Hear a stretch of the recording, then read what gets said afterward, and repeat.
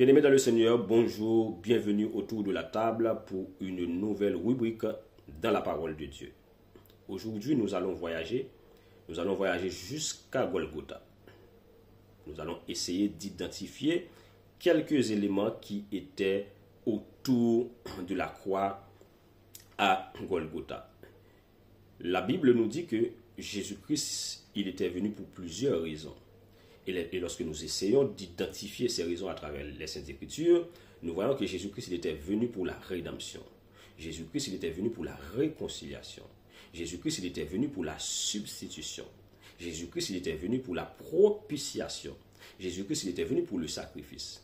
Mais maintenant, puisque Jésus-Christ il était venu pour le pardon de nos péchés, il fallait aller à la croix. Et la Bible nous montre dans Jean chapitre 19 que Jésus-Christ, il a porté sa croix jusqu'à Golgotha. Arrivé à Golgotha, les soldats romains ont cloué Jésus sur la croix. Mais il y a quelque chose d'extrêmement important que nous avons constaté. C'est qu'il n'y avait pas que Jésus qui était cloué sur la croix. Il y avait aussi un écriteau. Jésus était visible sur la croix, l'homme était visible, le Fils de l'homme était visible sur la croix. Mais il y avait aussi un écriteau qui était visible sur la croix. L'écriteau était là d'une façon moqueuse pour ridiculiser Jésus-Christ. Pilate a fait inscrire ce slogan « Jésus, le roi des Juifs ». Ce n'était pas d'une façon d'honorer Jésus-Christ, mais c'était pour ridiculiser Jésus-Christ, parce qu'il disait que Jésus-Christ était un usurpateur de titre. Jésus-Christ se faisait passer pour le roi des Juifs. L'écriteau qui était cloué à la croix symbolise les moqueries, symbolise cette façon moqueuse de passer Jésus en dérision comme étant un voleur, un malfaiteur, un usurpateur de titre. Il voulait déstabiliser, ironiser Jésus-Christ. Voilà pourquoi il y avait un écriteau. Mais toutefois, mes bien-aimés, il y avait un élément, l'élément déterminant, l'élément pour lequel Jésus-Christ était vraiment sur la croix, qui était aussi cloué sur la croix. Et cet élément, ce sont nos péchés. Le péché de l'humanité était aussi cloué à la croix. Il n'y avait pas que Jésus sur la croix, il n'y avait pas que l'écriteau sur la croix.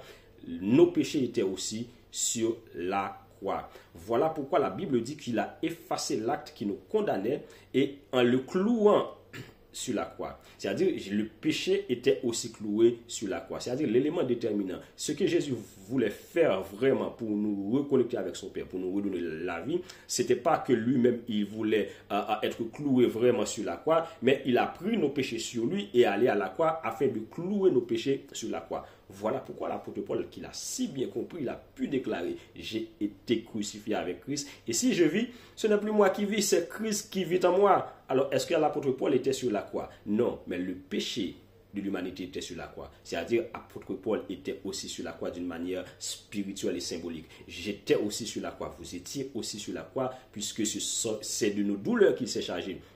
Le châtiment qui nous donne la paix est tombé sur lui et c'est par ses maîtrisures que nous sommes guéri. Sur la croix de Jésus-Christ, il y avait trois éléments. Il y avait Jésus-Christ qui était visible, il y avait l'écriteau qui était visible et il y avait le péché, quoi qu'il était invisible, mais d'une manière symbolique et spirituelle, le péché a été cloué sur la croix. Et je vous assure, lorsque Jésus-Christ, il portait sa croix pour aller à Golgotha, la croix n'était pas plus lourde que le péché de l'humanité. La croix qui était posé sur les épaules de Jésus-Christ pour aller jusqu'à Golgotha, cette croix, ce morceau de bois n'était pas plus lourd que le péché de l'humanité. Et aujourd'hui, nous sommes libres. Pourquoi? Parce que le péché a été cloué sur la croix. Apôtre Paul dit, si je vis, ce n'est plus moi qui vis, c'est Christ qui vit en moi. Et puisque Jésus-Christ, il est mort à la croix et il est ressuscité, voilà pourquoi aussi nous avons ce fameux verset, 2 Corinthiens 5, 17, si quelqu'un est en Christ, il est une nouvelle créature. Les choses anciennes sont passées et voici, toutes choses sont devenues nouvelles. Aujourd'hui, je suis libre.